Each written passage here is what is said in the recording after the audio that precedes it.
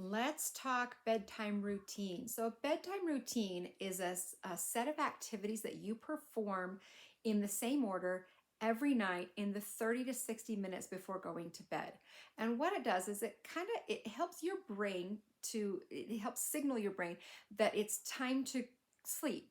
And so it can help improve the quality and the duration of your sleep, and just help you unwind and relax and be ready to fall asleep. So, here are some steps that you can use to help create a bedtime routine that works for you. Now, these are just some general steps. You will want to play around with them and find what works really well for you. Choose different activities, and maybe a different order of the steps, and a different time that you want to spend on it. Sometimes we don't have a lot of control over how our evenings go, especially if you've got kids in sports or young kids that require a lot of attention in the evenings, or doing their bedtime routine. Their bedtime routine can be part of your bedtime routine. And so I understand that life is not always just perfectly ordered, but if we have at least a framework in place, then and it's more times than not what we are able to do, then the occasions where we have to be out of that routine will be a little less disruptive than if we're just constantly in reactive mode and don't have a good kind of foundational um, uh, routine or framework that we can use to relax and settle down and unwind before bed. So, with all that said, here are some tips. Okay, the first things you want to do, we want to decide what time we need to go to bed. And that's going to depend on what time you need to wake up.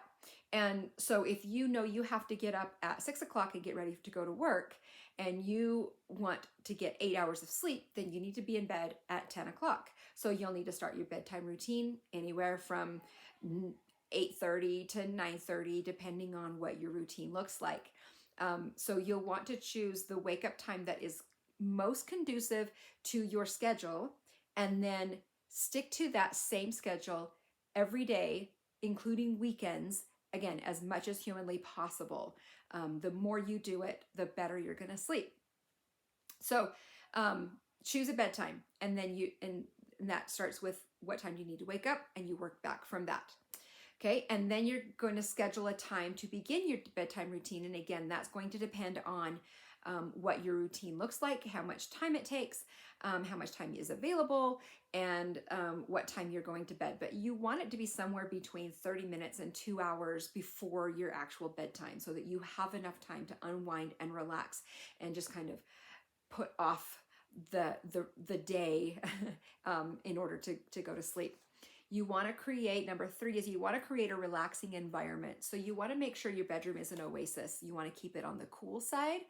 Okay, ideally, you want your bedroom right around 65 degrees. Even if you keep the rest of the house warmer, we sleep better in a cooler environment, because as we are winding down to sleep, our core temperature will drop a little bit. And so if we're in a warm room, then it will actually disrupt that temperature drop, and keep us from being able to relax and go get into that kind of sleep cycle. Dark is usually better. Quiet is usually better. Again, individual. Some people do really well with like noises, falling asleep to noises. You can use a white noise machine, or there's apps on your phone that you can get, and so if white noise helps to kind of block out other noises in the house that are disruptive, then you can do that. Wear earplugs if you need to. You can do blackout curtains to make your room darker. But you want a relaxing environment. And you want to choose, number 4 is choosing relaxing activities. So reading a book or a magazine, listening to calming music, gentle stretches or yoga, meditating or deep breathing exercises are great for relaxing. You can write in a journal or reflect on your day. You can do your to-do list for tomorrow, so that it's already written down and you're not stewing on it and thinking on it through the night. And that will just kind of help you relax and put put away those thoughts. You want to avoid the stimulating activities. So we want to avoid, if we can, watching TV or using our phones or iPads or computers, because for a few reasons. One is that it just stimulates the brain, and the other is the blue light can be very disruptive to sleep. So if you need to use them, I would recommend getting some blue light glasses that you can wear, but best if you can just avoid all the electronics for at least for a good hour or so before you go to bed. And because they can interfere. And also the other thing you can try to avoid is any intense conversations. Okay, you don't want to talk about the most stressful things going on in your life, because that's going to get your brain all keyed up, and we're trying to get into relaxation mode. So you want to save the intense conversations for your waking hours. Then meditate. See, number 6 is get ready for bed. Okay, you're gonna, whatever your routine is, brush your teeth, wash your face, take a shower, you want to go into those things, and then you want to make sure that your bed is comfortable, inviting. Okay, clean sheets. I find that making my bed in the morning makes it a lot more comfortable and inviting to crawl into at night.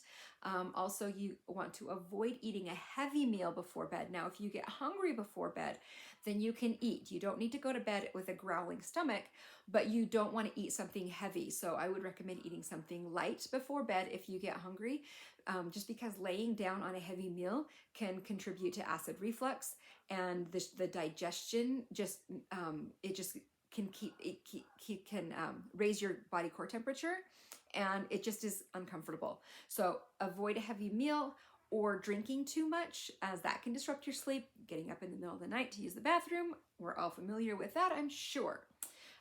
So those are kind of the top 7 tips for that. If you have any others that you have found work for you, please share them. I would love to hear them, and I'm sure other people would find them helpful as well. And so again, play with these, design a routine that sounds like it would work for you, and test it out for a few nights. See how it goes. Change things up as you need to. If you find that, nope, it turns out that the yoga is a little too stimulating, I'm just going to go with some deep breathing instead, or that kind of thing. So play around with it, build a routine, and then implement it and see if it helps or not.